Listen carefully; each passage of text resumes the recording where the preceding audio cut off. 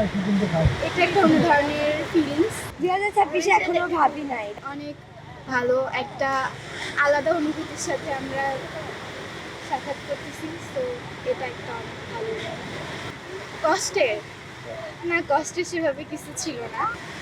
নিজের ড্রিম, তারপর নিজের নিজের যেটা ড্রিম আছে সেটা মানে ভালোভাবে পড়াশোনা করা, নিজের ড্রিম, এগুলাই। এটা একটা অন্য ধরনের ফিলিংস, যেটার সাথে আমরা থ্যাংক ইউ আমার বাবা মাকে যে আমাদেরকে সুন্দর একটা মুহূর্তের সাথে সাক্ষাৎ করাইলো। তো হ্যাঁ, সবাইকে হ্যাপি নিউ ইয়ার, এটাই বলছি। Happy new year! Happy new year! অনেক ভালো লাগতেছে। অনেক ভালো, অনেক ভালো বলেছি। 2026-এ এখনো ভাবি নাই, এটা পরে দেখি। সবাইকে প্রথমে হ্যাপি নিউ ইয়ার, অনেক অনেক শুভেচ্ছা সবাইকে নতুন বছরের। আসলে আমরা নতুন বছরটাকে অনেক মানে অন্যরকম করে ভাবি যে না, আমরা নতুন বছরে নিজেদের যে ভুলগুলো ছিল সেগুলো আমরাকে চেঞ্জ করে আরও অনেক সুন্দর করে চিন্তা ভাবনা করে আগাবো। তো এই জন্যই বিভিন্ন মানে বাসায় তো সবার সাথে করা হয়, তো এবার ইচ্ছা করে বাবা নিয়ে আসলো আমাদেরকে কক্সবাজারে নতুন করে নতুন জায়গায় একটু আমরা নিউ ইয়ার উদযাপন করার জন্য আসি। না পাওয়া সবারই তো অনেক কিছু থাকে, সবার অনেক অনেক চাওয়া থাকে। আসলে চাওয়াটাকে বড় করেই ভাবতে হয়। সবাই তো আর সব কিছু পায় না, নসিবে যা থাকে তাই হবে ইনশাল্লাহ। তো আমরা চাই নেক্সট যাতে আমরা সব কিছু পাই। আমরা চাই আমরা যারা স্টুডেন্ট আছি তারা যাতে ভালো করে পড়ালেখা করতে পারি, দেশের জন্য কিছু করতে পারি। এই